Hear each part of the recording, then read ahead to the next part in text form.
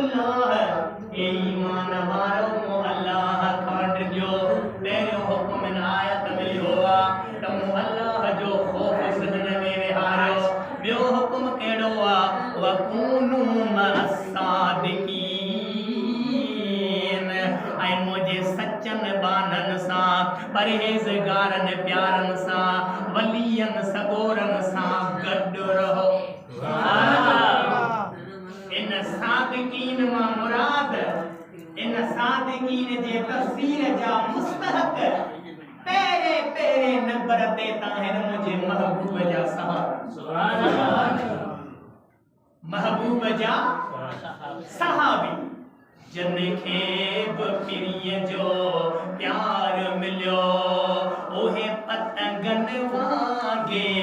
परवाना दीदार करे दिल ठारियां थी विया दिल बर जा दीवाना जिनखे पिरीअ जो प्यार मिलियो। इहो मूं गुनहगार जो लिखियल आहे पर साईं अल्लामा ताहिरीअ जो शेर आहे इन साॻी तर्ज़ ते वॾे आवाज़ सां चओ सुभान अल्लाह। महबूब मिठे जे मस्ताननि दुख दर्द ॾिसी तब मोह न मटियो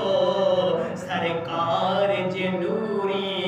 शमा अॻियां जन परवाननि जा सिर थे सटियो। महबूब मिठे जे मस्ताननि थे गहलियो बिलाल के घिटियुनि में काफ़िरत करीमन ॾे न वञे थे गहलियो बिलाल के घिटियुनि में काफ़िरत करीमन ॾे न वञे हो मारे मारे थकजी पिया पर ही हुबदार न पोइ ते हटियो जिनखे पिरीअ जो प्यार मिलियो। जिनखे महबूब मदीने वारे घोट जी मोहब्बत जी ज़रड़ी मिली न खुदा जो कसम उन्हनि पंहिंजा घर वतन ज़र दुनिया दौलत मिठे मोहम्मद घोट तां घोरे अल्लाह जे रसूल जी इश्क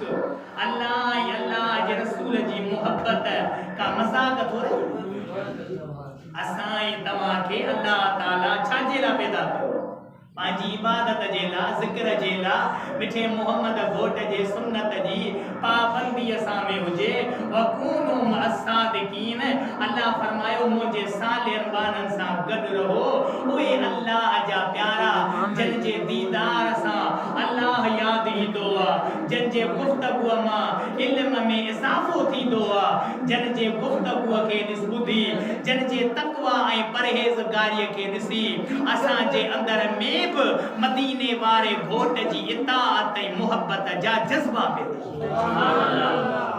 या का मज़ाक थोड़ी। वकूनू मअस्सादिकीन मुंहिंजे सचनि बाननि सां गॾु वॾो मक़ाम वॾो दर्जो वॾो शान। हिकिड़ी ॿी वज़ाहत अर्ज़ु मां जे साम्हूं कयां त जेकॾहिं पीर निमाज़ पढ़े या फ़क़ीर निमाज़ पढ़े अमीर निमाज़ पढ़े या ग़रीब निमाज़ पढ़े पर हर को माण्हू निमाज़ में सूरह फातिहा पढ़ंदो। अब आओ या न समझो था सूरह फातिहा सुभान अल्लाह। त काज़ी अहमद शहर जा समझदार आयो पर असांजे इलाइक़े में हिकिड़े फ़क़ीर मूंखे ॿुधायो त को ज़मींदार हो सो MPA जे पोस्ट जे लाइ बीहे पियो उते पुछऊंसि त बाबा इहो फातिहा सूरत ॿुधा चई मूंखे कोन थी अचे ॿाहिरि निकितो के काराए कमदार चएसि साईं तोखे फातिहा सूरत अलहम्द शरीफ़ कोन थो अचे चई सिंधीअ में चयां त ॿुधायां असां फातिहा चई त मूं बुझी अवां त समझदार आहियो हर को माण्हू पढ़ंदो आहे अल्हम्दुलिल्लाहि रब्बिल आलमीन सभई तारीफ़ूं अल्लाह अज़्ज़ व जल जे लाइ जेको तमाम जहाननि जो पालनहार मेहरबान करीम रहीम रब्बा अर्रहमान रहीम जेको रब रहमान बि आहे रहीम बि आहे मालिक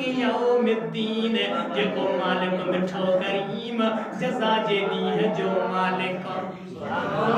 इहदिना सिरातल इय्याका नअबुदु व इय्याका नस्तईन मुंहिंजा मौला असीं तुंहिंजी इबादत कयूं तुंहिंजी इताअत कयूं तुंहिंजी फरमाबरदारी कयूं ऐं तोखां ई मदद घुरूं इहदिना सिरातल मुस्तकीम मुंहिंजा मौला असांखे सिधो रस्तो ॾेखार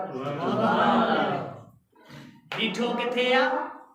और कयो निमाज़ में वज़ू सां पाए क़िबले ॾे मुंहुं बाए दस्तार मदीने वारे घोट जी सुन्नत जन के खुदा नसीब करे सुभान अल्लाह हाने हुजूर अल्लाह जे में बीठो मस्जिद शरीफ में बावजू क़िबले दा मुंह पर पोइ बि चए थो त इहदिना सिरातल मुस्तकीम मुंहिंजा मौला सिधो रस्तो ॾेखार छा निमाज़ खां वधीक को ॿियो सिधो रस्तो आहे छा सिरातल लज़ीना अनअमता अलैहिम मुंहिंजा मौला उन्हनि जो रस्तो ॾेखार जंहिं ते तुंहिंजो इनाम जंहिं ते